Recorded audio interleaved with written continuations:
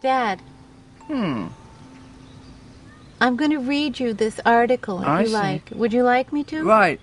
It's an article that you wrote 40 years ago. Goodness gracious. You wrote it for the Hi-Fi Stereo Review. Mm-hmm. And it's called The Saga of a Folk Song Hunter. Well. It's very good. Let's hear it. Every smallest branch of the human family, at one time or another, has carved its dream out of the rock on which it has lived. True and sometimes pain-filled dreams, but still wholly appropriate to their particular bit of earth. Right.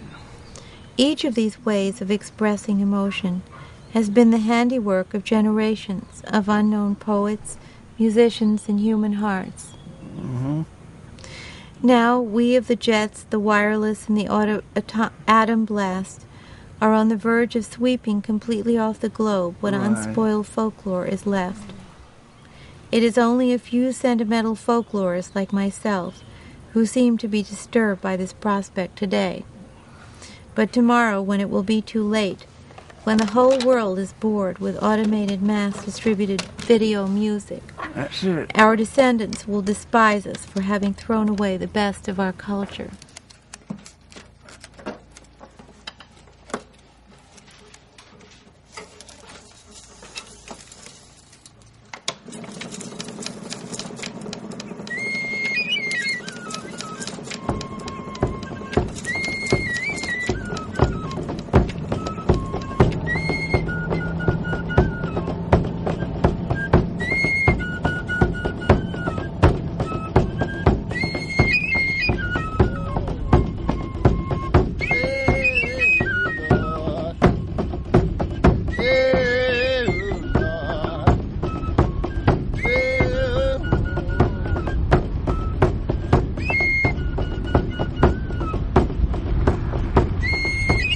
The incredible thing is that when you could play this material back to people, it changed everything for them. They realized that their stuff, and they were just as good as anybody else. And I found out that what I was really doing, and my father was really doing, was giving an avenue for those people to express themselves and tell their side of the story.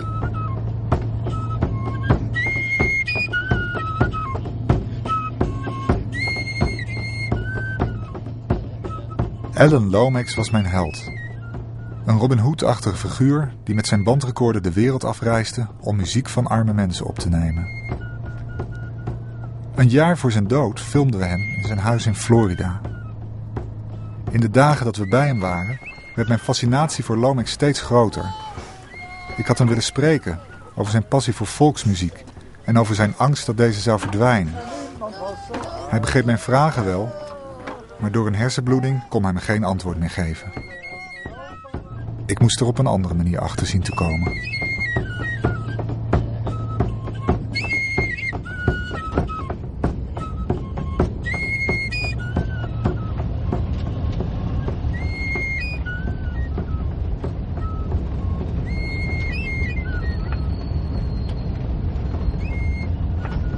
Hier is het. Kijk eens, ja. Hey, hello. Yes.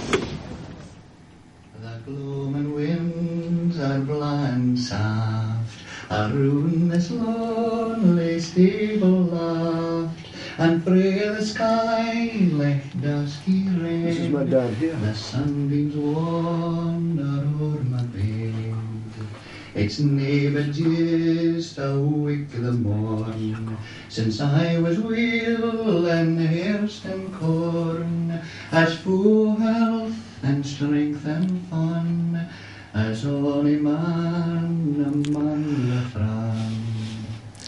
Farewell, my horse, my bonny pair, I'll never yoke nor louse ye mair. Farewell, my blue, wheelless hand, we'll turn o'er nae mair fresh land. He sang this song that I never heard him sing, and I can recall sitting, listening to this, and I was sitting with my back to the piano in our front room of our house, and sitting listening to this song. and listening to every word that he was singing, and tears coming rolling down my eyes. In fact, I'm feeling it just now, because it was a very, very moving song. I was only 10 years old at the time. We, as children, had never seen an American. Well, seen him on film, John Wayne, etc. But there was this enormous Texan, because to me, as a 10-year-old, this guy was a giant. Yeah. And of course, he had the beard, and he was such a gentleman. And he was such a nice guy. And I remember seeing his I think he had a camper van, something like one of those Volkswagen Caravanets. And inside, I saw there was a guitar in there. I'd never been so close to a guitar in my life, and I was so excited about the guitar. And I said to my father, I said, he's got a guitar. And we're busy working, because they were recording. I said, Dad, no. So eventually, at the end of the evening, my father mentioned the fact that I was keen to hear the guitar. And he says, yeah, no bother. And he took the guitar upstairs. Now, all our life, we lived in an upstairs flat. And if we made a noise running about on the floor, we were always told, shh, shh, shh, quiet, remember it's Mrs. Brown's roof. Well, Alan got his guitar, and he came up, and I can recall vividly him sitting down on the piano stool and picking up his... I'll just give a little demonstration. I won't play it, because I don't know if it's in tune, and I can't play anymore. But he would sit down, and he started playing something, and it was something like, shall we come around the mountains? And he started to bang his foot on the floor, and it was, shall we come around the mountains, and I, oh my God, he was getting away with this, because we were told, never, ever. And my father's going like this, and he thinks this is wonderful. And I said, how does he get away with it? And I thought, what a hero. Lomax, here we are. This is the one.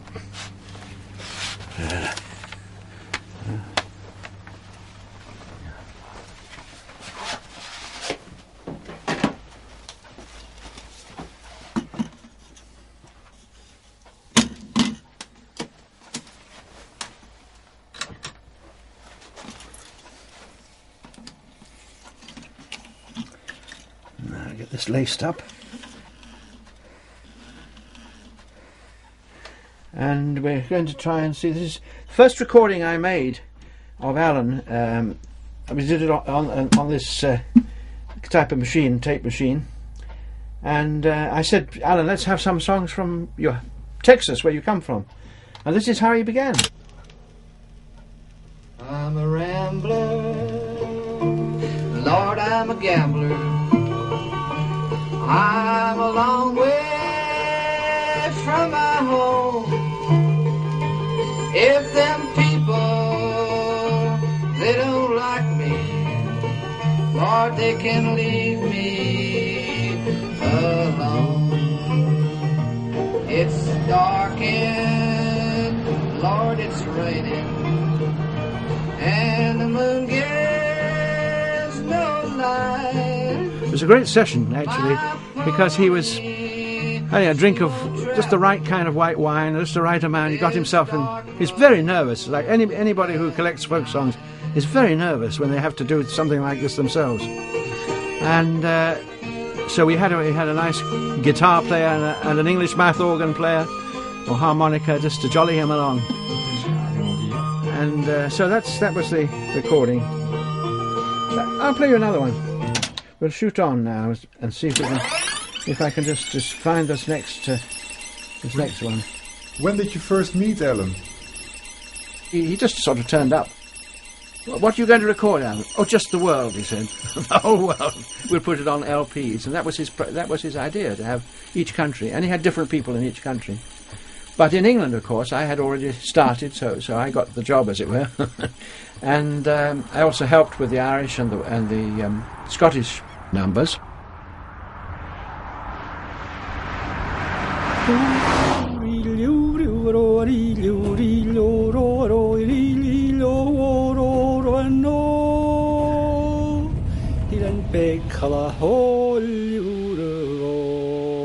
I didn't know what was coming into my recording machine when I drove north into Scotland in the summer of 1950. What a delightful surprise to an American, used to the wild, hard driving tunes of the southern states, to hear the soft songs that inspired Burns.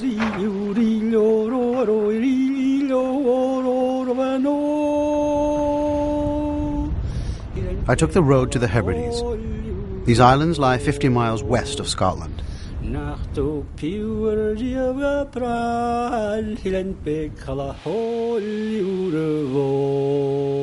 All day we ran south along the bleak coast. It was a grey day, and the islands looked cold and uninviting to me. I had forgotten what my informant had told me. The best thing about the islanders is their welcome to a stranger. Donald Campbell. There's a Donald Campbell that passed away. But I'm not sure if it's... Oh, it's Daisy Campbell. Oh, I think he lives in there. He lives in there? All right. I hear he knows a lot of folk songs. Yeah. Do you know about that? That's him? All right. Thank you. You've got the wrong man. You'd have to go over to Barra, but get somebody over there, and now I'm wondering who. Somebody at the Heritage Centre told us. Maybe. No, yeah, well... We had to go over to you. I know fine about... But do you know a folk song? No, I don't. No? No. You don't sing? I never sing, no. You never sing? Oh, that's right. Never sing. No. Is there still some singing? Do you know somebody else? Quite a few in Barra that sing. There's a fellow over in Carrigal in Barra, Hughie Sinclair. Hughie Sinclair? Aye. Oh, he's kidding you on. Who's Donald Campbell? DD. He's living... Listen. He's kidding. No, but you are a musician, aren't you? Oh, many years ago. Many years ago. Yeah. I think I've forgotten most of it now. We're looking for people who could sing us a song. I don't know. Have to do something on the spur of the moment. It's not easy, sort of thing. Oh, sometimes it is. Just one verse or something. No. When I was in the North Sea on the oil rigs and were thinking of moving back up to Barra after spending 30 years in Glasgow, I decided to write a wee song about coming back to Barra. So I was listening to the exhaust of a big generator, and the beat of the exhaust gave me the beat for the song. So it goes like this. Chuckin-loom some old varai, chuckin-loom. Chuckin-loom some old varai, chuckin-loom. Chuckin-loom some hard matter, don't on your lenya matters. Chuckin-loom some old varai, chuckin-loom. Chuckin-loom some old varai, chuckin-loom. Chuckin-loom some old varai, chuckin-loom. Chuckin-loom some hard matter, don't on your lenya matters. Chuckin-loom some old varai, chuckin-loom. Yes, I sang that one already. We were looking for some people who were recorded by a man here in the 1950s. Alan Lomax. I've never heard of Alan Lomax anyway. No, but maybe you know the people who were recorded, like Annie McNeil and Mary Johnston. Yes. Annie McNeil and Mary Johnston. I think all the ones that you mentioned there, they might possibly be dead and gone now. Yes. They'd be 200 years old if they hadn't gone. And another person, Flora McNeil. Flora McNeil, she's living on the mainland. Yes, she's staying in Glasgow. Oh, she's now, good. as a matter of fact, on my way home tonight, I could direct you down to her house on Barra, and there's a vehicle parked at the house. If she's on the island, she would give you something.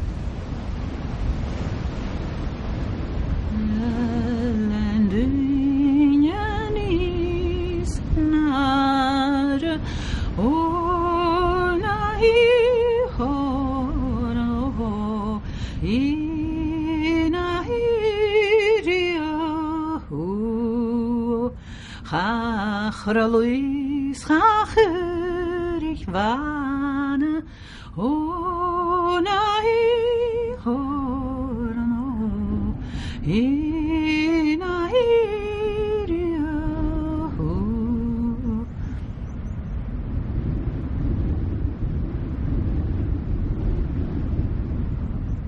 Alan, of course, had been used to recording older people, wherever he went, it was, he wanted old songs.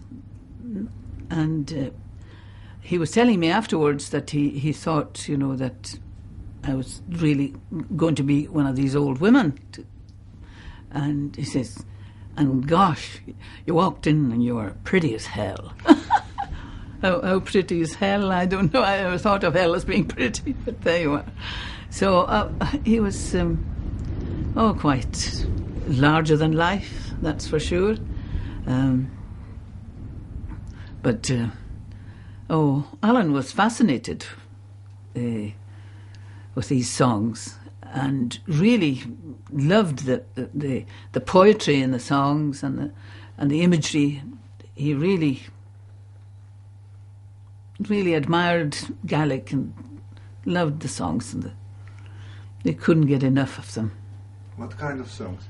Spinning songs, weaving songs, walking songs that was for shrinking the tweed.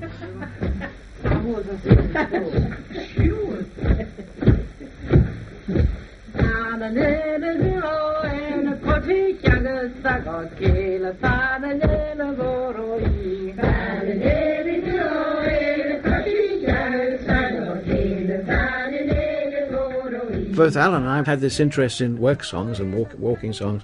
Walking is to do with the tweed, stretching the tweed. And the tweed is soaked, first of all, in urine, and then in order to get it stretched and so that it's ready for people to wear out in the boats and so on, keep the rain off, they have these parties where everybody comes to one person's house, like a ceilidh, and they sing these songs. They're improvised songs.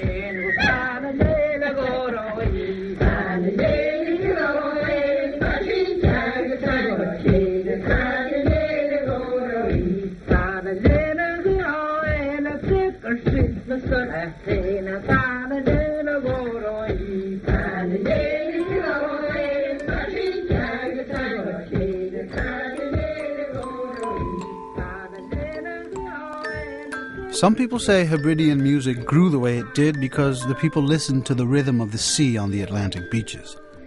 I'd rather say it was because it was the surge and pound of these women's work songs. The leader chorus pattern, age-old, simple, primordial, the walking song style. This is one of the great song forms, in my belief, as profound and moving as the blues, the canto hondo of Spain. I could not stop the recording machine. I was caught, as were the women, in the rhythm.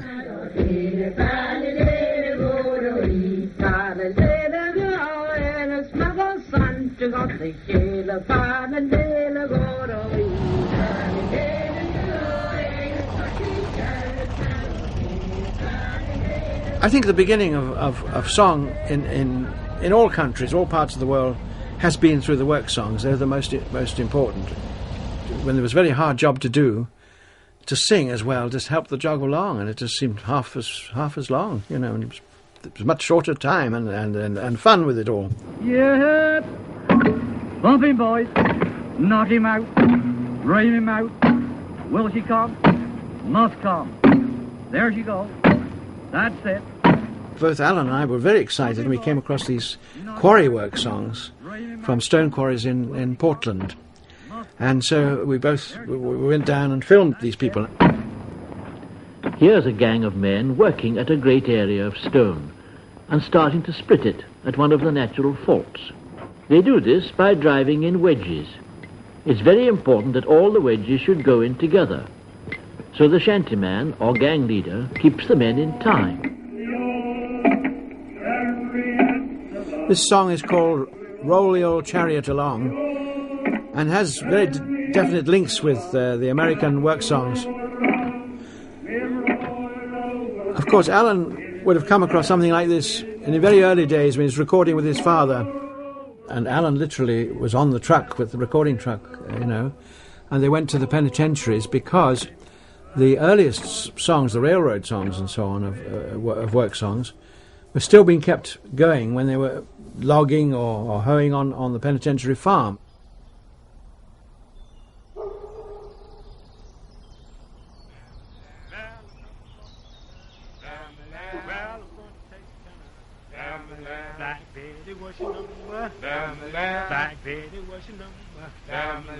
In the summer of 1933, Thomas A. Edison's widow gave my father an old-fashioned Edison cylinder machine so that he might record Negro tunes for a forthcoming book of American ballads. For us, this instrument was a way of taking down tunes quickly and accurately. But to the singers themselves, the squeaky, scratchy voice that emerged from the speaking tube meant that they had made communicative contact with a bigger world than their own. I get it. A Tennessee convict did some fancy drumming on the top of a little lard pail. When he listened to his record, he sighed and said, "When that man in the White House hear how sweet I can drum, he's sure going to send down here and turn me loose." I see. To Louisiana State Penitentiary goes John A. Lomax, Library of Congress curator, collector of American folk songs. Irene, good night. Irene, good night. Good night, Irene. Good night, Irene. I get you in my dreams. That's fine, Leadbelly. You're a fine songster. Thank you, the boy. Thank you. My father had the great idea that probably all the sinful people were in jail. And that's where we found them, and that's where we found this incredible body of music that now I think it's the most interesting of all our folk music. I don't know, did you ever hear Go Down, Old Hannah? Well, I'd say that's the American Volga Boatman. It addresses the sun. Go down, old Hannah, well, don't you rise no more, don't you rise no more. If you rise in the morning, set the world on fire. Where did you first hear it? That's where we heard it, in Texas Penitentiary. That was the first, almost the first recording we made for the Library of Congress. And that I had heard all the symphonies there were and all the chamber music and the best jazz, and I said, this is the greatest music. There were 50 black men who were working under the whip and the gun, and they had the soul to make the most wonderful song I'd ever heard. And they had not only that, but scores more. In the